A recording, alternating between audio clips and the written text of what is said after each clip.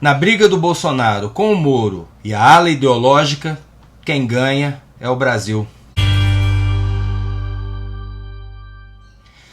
Salve galera, eu sou Maurício Ricardo. Agora que o bolsonarismo está murchando como um balão furado e a lista de comunistas da militância fanatizada inclui o Sérgio Moro e o Abraham Weintraub, entre muitos outros, a gente começa a ter uma exata noção de quem é quem e o que é o que naquele balaio de gatos. Voltando a 2018, voltando a 2013, não são os 25 centavos? O gigante acordou? Lembra? Havia uma indignação que nenhum revisionismo histórico vai apagar contra a forma de se fazer política no Brasil desde a redemocratização. A gente só não pode falar desde sempre, porque nos mais de 20 anos de ditadura militar havia censura prévia, não havia investigação sobre casos de corrupção, havia a Guerra Fria, que era real e era global, eram duas superpotências dividindo o mundo, mas com a redemocratização do Brasil e a liberdade de imprensa, num tempo sem redes sociais, a gente ia para a banca aos domingos, comprava uma revista Veja, uma Isto É, uma Época, e para ter uma visão mais abertamente de esquerda, uma Carta Capital, e toda semana se indignava. Havia sensacionalismo? Havia manipulação? Nem sempre as denúncias correspondiam à verdade dos fatos? Sim, sem dúvida. Mas, inegavelmente, os grandes escândalos, todos, aconteceram. Quem negar os grandes escândalos está sendo inocente e útil. É mais fácil acreditar que outros grandes escândalos nunca vieram a público porque prejudicaria grupos apoiados pelos gigantes de comunicação do que dizer inventaram isso. Eu sou jornalista, cartunista e músico desde os 17 anos de idade. Já fiz gibi para candidato a vereador, prefeito. Já trabalhei em assessoria de imprensa. Já fiz trabalho como freelancer para comitê de campanha. Tenho amigos marqueteiros políticos. Nenhum João Santana da vida, mas gente que pegava a coordenação de uma campanha eleitoral de partido grande em cidades com 500 mil de habitantes ou mais. Então, se eu falar para você que a moeda circulante nessas campanhas sempre foi cash, que eles pagavam profissionais sem recibo e com dinheiro que saía de caixa de sapato, pode acreditar, eu vi, eu recebi. Eu tô olhando para essa câmera e dizendo, era assim. Aí você me cancela. Hipócrita, e agora faz vídeo sobre política. E eu te respondo, calma. Nos anos 80, eu tinha 18 anos, não existia nota fiscal eletrônica. Se você é desse tempo ou seu pai era um autônomo nessa época, pergunta pra ele. A gente ia lá, fazia o freela, pagavam a gente. Eu fiz trabalho para político como fiz para dentista, para empresa de varejo. Você dizia tanto e o cara te dava um cheque ou grana. A partir dos anos 90, quando eu deixei de ser só cartunista e virei repórter, editor, eu fui entender as coisas. Não existia internet. Eu fui aprender com jornalistas veteranos e sérios por que campanha política pagava em cash, de onde saía o equivalente, a 100, 200 mil para pagar uma dupla sertaneja de sucesso e tocar num evento gratuito numa praça para fazer campanha de político. Hoje essa prática, showmício, é proibida, mas na época não. Em resumo, sempre teve rolo. Então você pega o escândalo da compra de votos para reeleição do FHC, o escândalo das privatizações do FHC, já na era Lula, o escândalo do mensalão e do petrolão, e você não está falando de coisas que não existiram. Você pode, como deve aliás, condenar a forma com que a Lava Jato agiu, mas só a Odebrecht devolveu mais de 1 bilhão em dinheiro roubado. Foi isso que levou as pessoas às ruas, foi isso que fez o gigante acordar. E como o PT estava no governo há 3 mandatos e meio, foi isso que desgastou o partido e criou o antipetismo. Mas é sempre bom lembrar que o esquema durante o governo do PT teve a cumplicidade, em certos casos, o achaque, o pedido, a corrupção passiva de políticos ligados há 33 legendas entre suspeitos e condenados na Lava Jato. Hoje a gente sabe os métodos, hoje a gente sabe o que havia de projeto de poder. Gente, o Moro e depois o Dallagnol largaram, respectivamente, a magistratura e o Ministério Público. Quantos juízes e promotores você conhece na sua vida que pediram as contas para entrar na política? Eu fiz toda essa introdução para te dizer que em 2013 o brasileiro comum, não militante, bem intencionado, que trabalhava o dia inteiro e depois assistia o Jornal Nacional, realmente entendeu que alguma coisa estava errada e há muito tempo. Só que forças reacionárias ou conservadoras, num eufemismo, capturaram essa indignação social.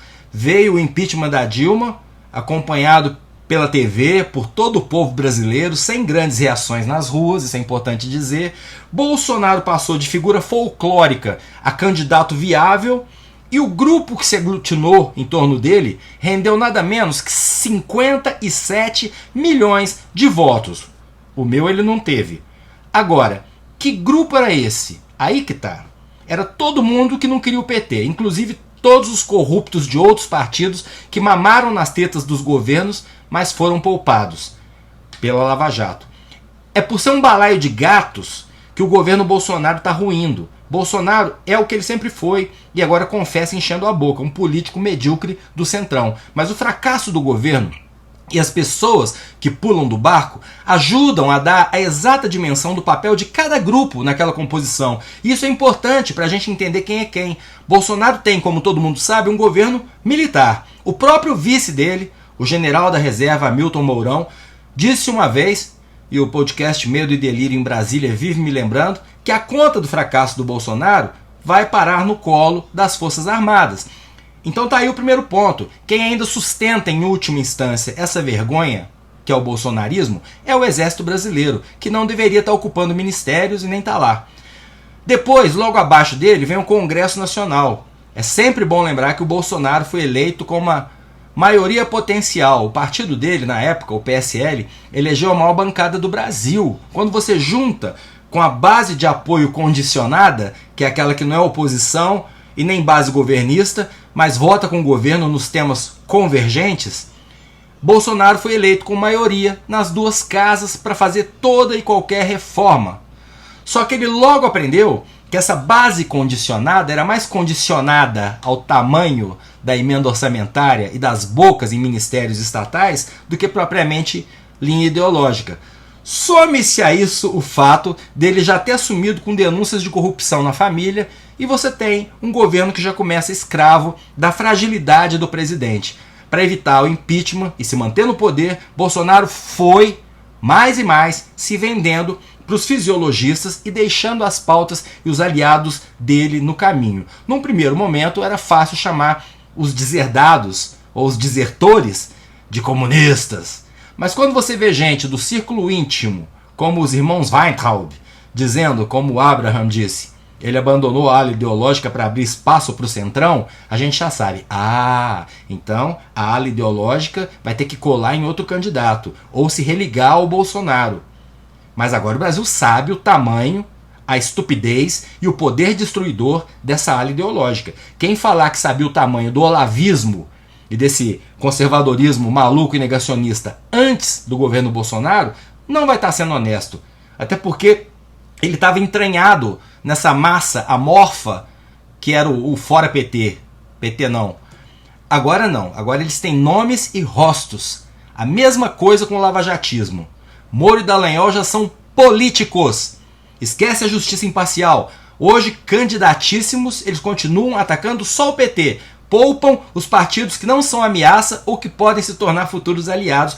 Até o partido deles, o Podemos, que está envolvido em casos de corrupção, inclusive na Lava Jato. Suprema ironia. E falando em corrupção e em como essa briga é boa para o Brasil, Moro disse em entrevista que o Bolsonaro nunca quis combater a corrupção, óbvio. E insinuou, sem dizer nomes, que os militares em volta dele também não querem. Bom, se militar quisesse distância de corrupção, não estaria sob o governo de um cara que tem afundado o Brasil para salvar a si mesmo e os seus filhos, né? E finalmente, me referindo às falas surreais do Moro ainda, teve essa na mesma entrevista para uma afiliada da Jovem Pan no Sul, que foi dizer que o Bolsonaro é culpado pela volta do PT ao cenário eleitoral, o que diz mais sobre ele próprio, Moro, do que sobre Lula ou Bolsonaro. Em resumo, antes a gente tinha um Brasil antipetista, com o petismo assumindo sozinho o legado dele próprio e das outras 30 e tantas legendas repletas de corruptos. Hoje a gente tem a bancada BBB, Boi, Bala e Bíblia, com Bolsonaro e o Centrão, a extrema-direita terraplanista, conspiracionista, monarquista e preconceituosa dos Weintraubs e dos Olavos, a direita lava-jato do Estado punitivista e da insegurança jurídica que combina sentença pelo Telegram, A direita oportunista, um bando de mané que virou deputado usando rede social e surfando na onda bolsonarista, e um grupo mais ao centro, ou uma direita mais moderada, que se descolou do Bolsonaro porque tem um mínimo de vergonha na cara. São grupos bem distintos, todos esses. Hoje, em janeiro, estão separados, tentando se achar. Alguns podem se reagrupar, mas fica mais fácil para o Brasil entender o que deu errado e que continua dando errado, prestando atenção a essas pessoas, a esses grupos e a essas movimentações. Concorda? Eu sou o Maurício Ricardo, inscreva-se no meu canal, ative as notificações, deixe o seu like ou o seu dislike, seu comentário é muito importante, coloque aí. Se você puder se tornar membro desse canal, você me ajuda a produzir. Tem uma pandemia aí fora, se for sair, não se esqueça de colocar a sua máscara. Obrigado, profissionais de saúde.